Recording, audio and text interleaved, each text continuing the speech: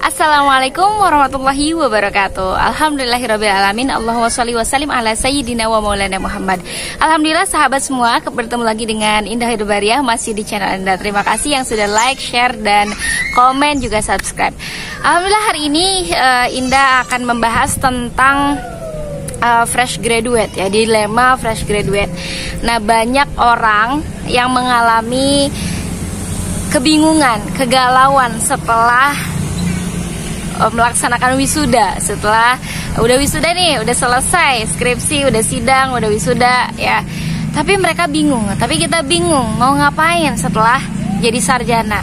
Nah, kira-kira kalau teman-teman ada di posisi seperti itu, apa yang akan teman-teman lakukan? Boleh dong share dulu di kolom komen sebelum Indah apa sharing. Sih itu fresh graduate?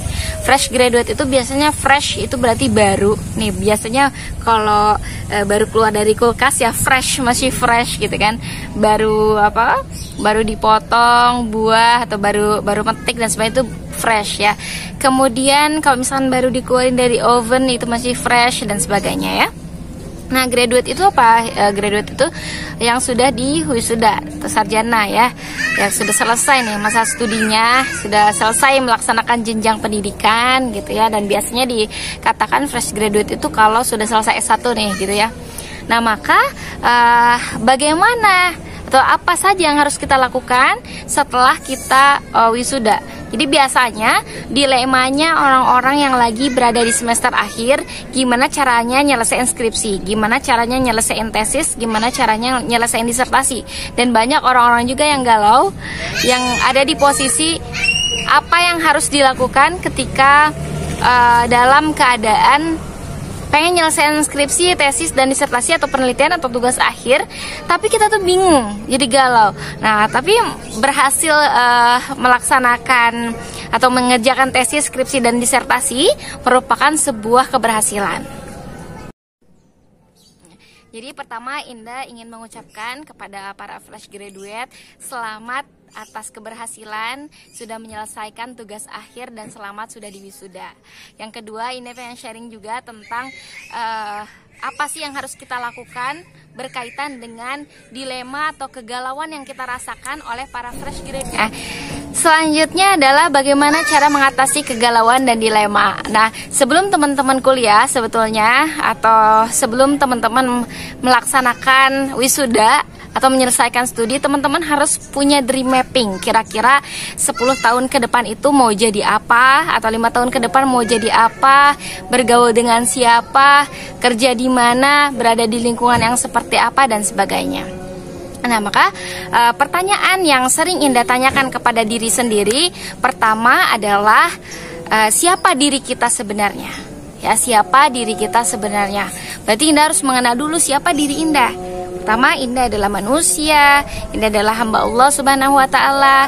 Jadi di dunia kita harus beribadah dengan cara apa, kemudian dan sebagainya gitu. Kita harus mengenal diri dulu nih, potensi diri itu seperti apa, dan kita harus menerima terhadap segala sesuatu nikmat atau anugerah yang Allah berikan kepada kita. Ya, misalkan kita sudah diberikan oleh Allah Subhanahu wa Ta'ala pendidikan atau berada di lingkungan atau studi tentang hukum misalkan ya, ada yang jurusan hukum, ada yang jurusan politik dan sebagainya. Kita menerima jurusan tersebut. Ya, kalau misalkan aku salah jurusan nih gitu kan, jadi aku melaksanakan setengah hati. Nah, karena sudah teman-teman sudah terlanjur berada di jurusan tersebut, maka teman-teman harus terima hal tersebut daripada teman-teman nih nggak jadi kuliah. Karena banyak di luaran sana orang-orang yang tidak mendapatkan pendidikan yang layak. Banyak dari sana orang-orang yang tidak memiliki kesempatan untuk berkuliah. Maka terimalah atau terima jurusan yang teman-teman sekarang ikuti. Teman-teman yang sedang anyam gitu ya istilahnya. Nah, yang kedua adalah nikmati prosesnya.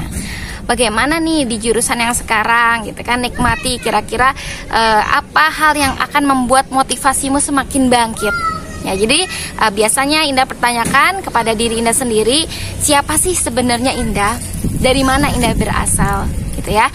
Maka dari sanalah Indah jadi akan tahu kira-kira eksistensi kita tuh sebagai apa. Kita sebagai hamba Allah Subhanahu wa taala. Kemudian kita harus apa? Harus ibadah. Kemudian Allah memerintahkan apa?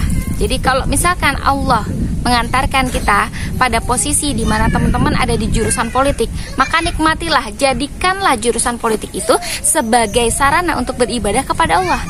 Contohnya, kan biasanya kalau orang-orang yang masuk ilmu politik dan sebagainya, zaman dulu kita sering mendapatkan kabar bahwa katanya jangan masuk jurusan politik. Kenapa? Karena katanya banyak para pembohong, banyak para penipu dan sebagainya gitu kan. Karena melihat para wakil rakyat di luar sana ada yang korupsi dan sebagainya. Tapi bagaimana kita bisa melihat ya sistem politik, kemudian politik Islam, bagaimana hal-hal yang harus ditegakkan dengan politik tersebut bisa membuat negara semakin lebih baik, bisa membuat warga negara semakin lebih baik. Nah, kita kaitkan antara jurusan politik tersebut dengan eksistensi kita sebagai hamba Allah. Kita bagaimana caranya? Dengan cara kita banyak baca. Ya, banyak baca Al-Quran. Kira-kira di Al-Quran seperti apa panduannya, apa pedomannya. Kalau di Al-Quran misalkan belum lengkap, maka kita cari hadis. Kalau di hadis juga belum lengkap, ya istilahnya gitu ya, rincian-rinciannya, maka kita lihat bagaimana fatwa-fatwa para ulama, bagaimana kaul-kaul para mujtahid dan sebagainya ya. Kemudian kita juga mengenal analisis SWOT gitu ya, kekuatan kita apa, kelemahan kita apa, kesempatan untuk kita apa, kelemahan kita tuh apa ya, tantangan untuk kita tuh apa. Jadi sehingga ketika kita sudah mengenal hal tersebut ya, kita sudah mengenal diri kita, jadi akan kemanakah kita mengarah gitu kan. So, kalau teman-teman nanti sudah selesai wisuda gitu, sudah jadi fresh graduate, teman-teman sudah tahu potensi kita akan kemana arahnya. Kalau misalkan bekerja akan seperti apa kelemahan kita ketika kita bekerja, maka kalau kita tahu kelemahan kita di mana, kita cari sesuatu untuk menutupi hal tersebut gitu ya, untuk menyempurnakan diri kita. Kalau kita lemah nih di bidang, kita nggak mau nih baca-baca buku, misalkan kita kurang seneng baca-baca buku, berarti kita bisa nonton video-video yang mereview tentang buku tersebut gitu kan. Kemudian kita juga bisa melihat atau mendengarkan kajian-kajian orang lain tentang tema-tema yang berkaitan dengan yang kita butuhkan, seperti itu ya. Tapi dari sumber-sumber yang bisa dipertanggungjawabkan, seperti itu ya. Kemudian kalau misalkan kita punya kelemahan di bidang lain, menulis gitu ya. Kalau misalkan menulis kita kurang bisa, kan menulis itu salah satu cara untuk menyampaikan, maka cobalah untuk membuat video-video, menyampaikan bersuara lewat video-video tersebut, atau lewat diskusi-diskusi dan kajian-kajian ya. Itu yang pertama, kita harus mengenal diri sendiri. Yang kedua adalah kita bagaimana cara kita mengembangkan diri dan dengan cara apa ya. Jadi kalau kita tadi sudah tahu siapa kita, potensinya seperti apa dan sebagainya, jadi kita harus mengenal nih, kira-kira kalau kita dari jurusan politik atau kalau kita dari jurusan hukum, maka kita harus tahu dengan cara apa kita bisa mewujudkan mimpi kita ya. Karena kalau kita sudah tahu nih, kalau kita sudah dari jurusan ini, maka kita bisa manfaatkan ilmu yang sudah kita pelajari. Kalau di kehakiman atau hukum, maka kita bisa tahu nih jalurnya, nanti bisa jadi advokat, bisa jadi hakim, bisa jadi notaris, bisa jadi membuat LBH ya, lembaga bantuan hukum dan sebagainya. Jadi dicari, dibaca, perkuat koneksi, networking gitu ya. Kemudian perluas wawasan agar kita bisa tahu bagaimana cara mengembangkan potensi yang ada di dalam diri kita. Ya, agar semakin hari diri kita semakin bermanfaat untuk orang lain gitu ya. Kemudian yang terakhir, akan kemanakah atau akan menjadi seperti apakah diri kita di masa depan. Kalau tadi kita sudah mengenal pertama siapa diri kita, kemudian rame. Bagaimana caranya ya, kemudian kita akan jadi apa nanti.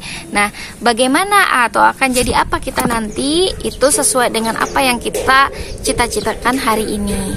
Jadi buatlah dream mapping mulai dari sekarang. Kita ingin jadi hakim, kita ingin jadi advokat, kita ingin jadi dosen, kita ingin jadi apa, buatlah dari sekarang. Kalau bisa sebelum teman-teman wisuda. Oke? Dan yang terakhir teman-teman, mau jadi apa kita di masa depan.